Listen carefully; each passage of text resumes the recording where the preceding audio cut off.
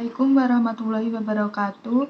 Di sini kami dari kelompok 6 akan mempresentasikan hasil kelompok kami yang beranggota 1. Ulfa Lailatul Zahra, 2. Zahratul Azizah, 3. Zulfatul Amalia.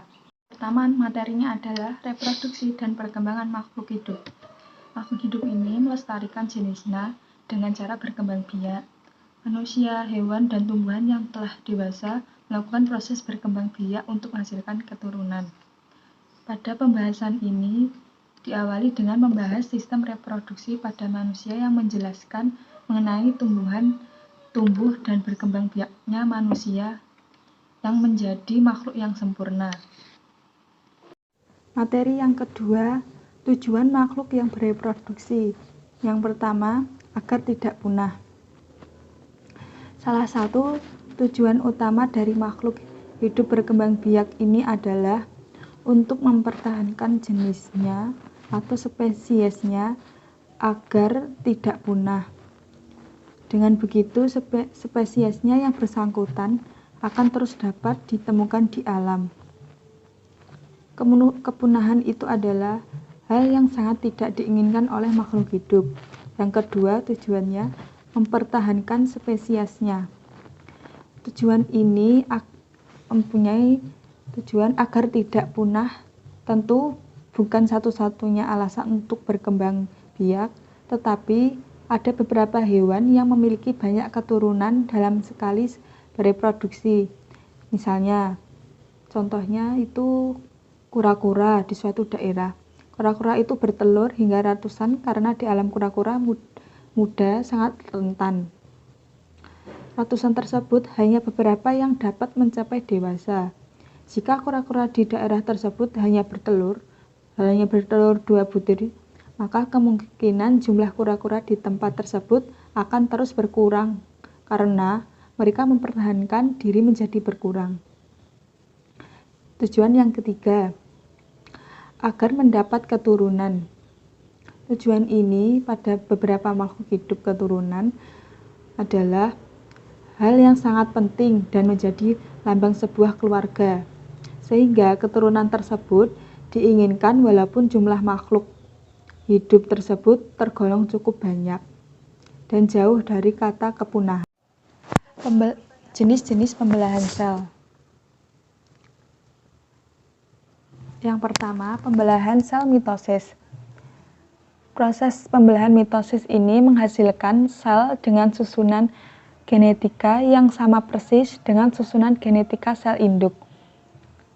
Proses ini terjadi pada seluruh sel tubuh atau somasis, kecuali pada sel kelamin alias gamet.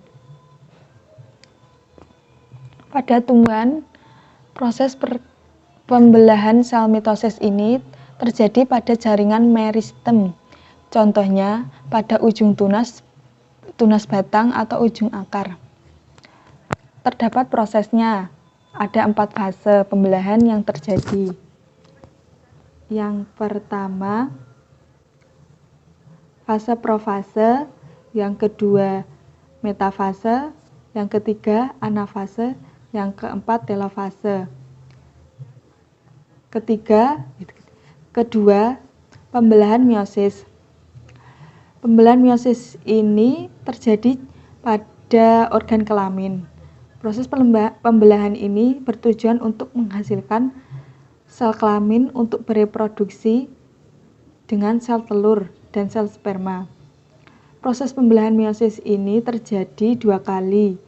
Masing-masing tersebut dikenal dengan istilah meiosis 1 dan meiosis 2. Nah, selanjutnya adalah proses pembentukan spermatozoa dan ovum.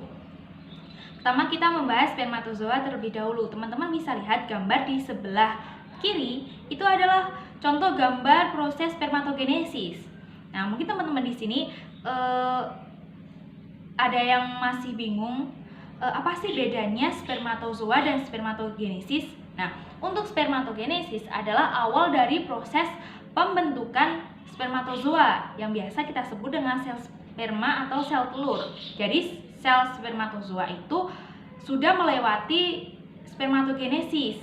Nah, proses ini terjadi pada kelamin jantan atau seorang pria yang disebut dengan testis. untuk tempatnya itu di bagian tubulus feminiferus. Nah, di tubulus feminiferus ini sangat berperan penting sekali dalam proses pembentukan sperma. Kenapa? Karena pada dinding-dindingnya itu terdapat calon sperma yang biasa disebut dengan spermatogonium atau spermatogonia yang berjumlah ribuan, banyak sekali. Nah, benih-benih sperma atau calon sperma ini diberi nutrisi. Siapa yang memberi? Yang memberi adalah sel Sertoli yang juga terdapat pada tubulus seminiferus juga. Untuk bisa melakukan pembentukan atau pembelahan sel yang terdiri dari mitosis dan meiosis yang sudah kita bahas di awal tadi. Teman-teman bisa lihat gambar yang sebelah kiri. Untuk sel yang pertama menuju kedua itu contoh pembentukan mitosis. Nah, yang pertama itu namanya spermatogonium. Untuk yang kedua dan yang ketiga, menuju yang ketiga yang membelah menjadi dua, itu contoh pembelahan meiosis. Nah, gambar yang kedua itu biasa disebut dengan spermatosit primer. Nah, untuk kan membelah menjadi dua itu namanya menjadi spermatosit sekunder. Nah, menuju gambar yang ke bawah lagi itu kan membelah menjadi 4, itu namanya spermatid. Selanjutnya yang gambarnya semakin kecil itu berarti sel spermanya sudah matang, biasa disebut dengan spermatozoa. Nah, itu spermatozoa itu sudah melewati prosesnya, jadi yang terakhir gitu ya. Nah, sehingga pada akhir pembentukan terjadinya sperma. Itu namanya spermatozoa yang sudah benar-benar matang. Sperma yang matang kemudian disimpan di suatu saluran yang terletak di belakang testis. Nah, yaitu namanya epididymis.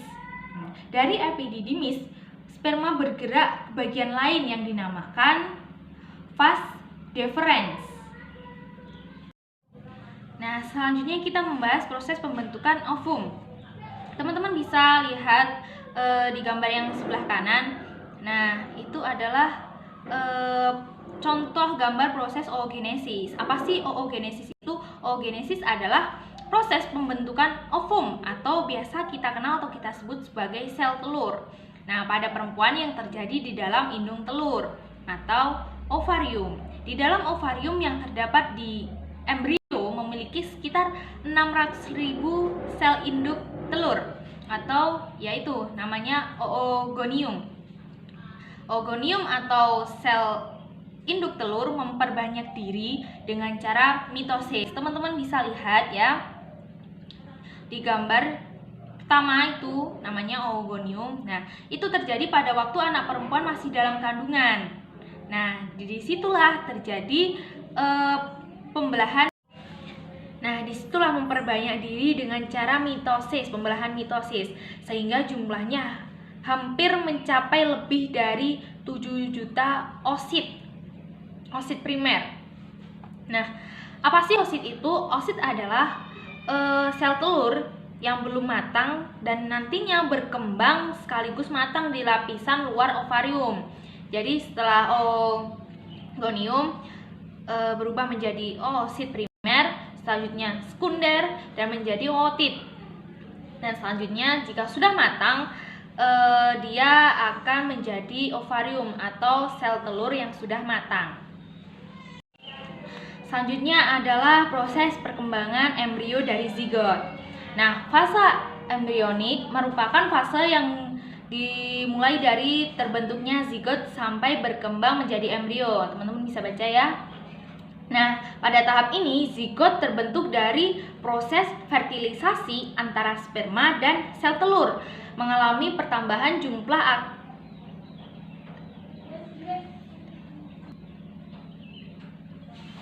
Nah, selanjutnya adalah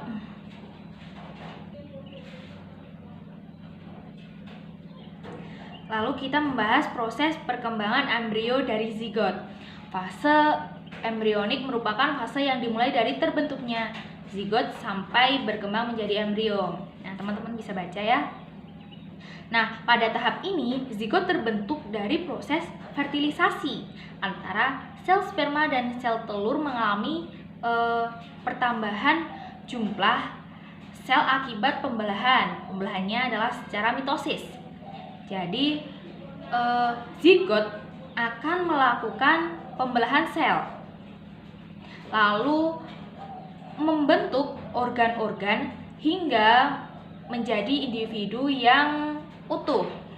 Tapi ada beberapa tahapan yang harus zigot lewati.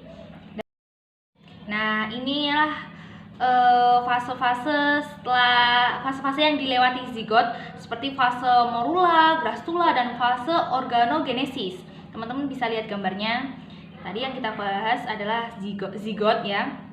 Itu gambar yang pertama, yang gambarnya seperti mata itu.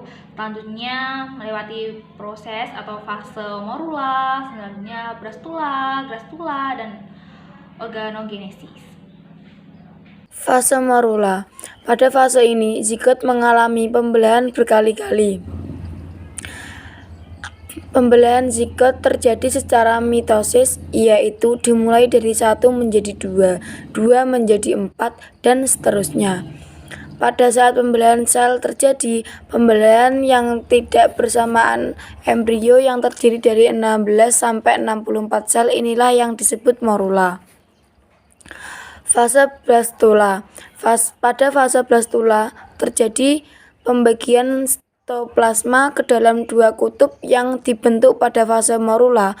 Pada fase ini, kutub fungsional dan kutub vegetatif telah selesai dibentuk.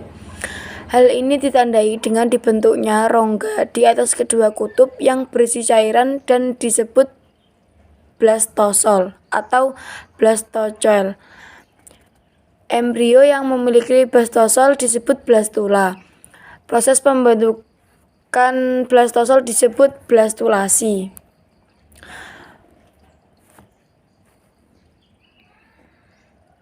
Fase gastrula. Embrio mengalami proses diferensi dengan mulai menghilangkan blastosol. Sel-sel pada kutub fungsional akan membelah dengan cepat, akibatnya sel-sel pada kutub vegetatif membentuk lekukan dan arah dalam invaginasi. Invaginasi akan membentuk 2 formasi, yaitu lapisan luar atau ektoderm dan lapisan dalam atau endoderm. Dan yang terakhir adalah fase organogenesis. Di fase organogenesis merupakan proses pembentukan berbagai organ tubuh yang berkembang dari 3 lapisan grastula. Nah, apa aja sih 3 lapisan di grastula itu? Nah, kita bahas. Yang pertama adalah lapisan ektoderm. Lapisan ektoderm ini merupakan lapisan yang bagian luar. Yang kedua adalah lapisan mesoderm. Lapisan mesoderm berada pada tengah. Yang ketiga, lapisan endoderm. Nah, lapisan ini adalah lapisan yang paling dalam. Ini semua tergantung pada perspektif keagamaannya yang diyakininya. Berikut tokoh agama. 1. Hak memilih pasangan.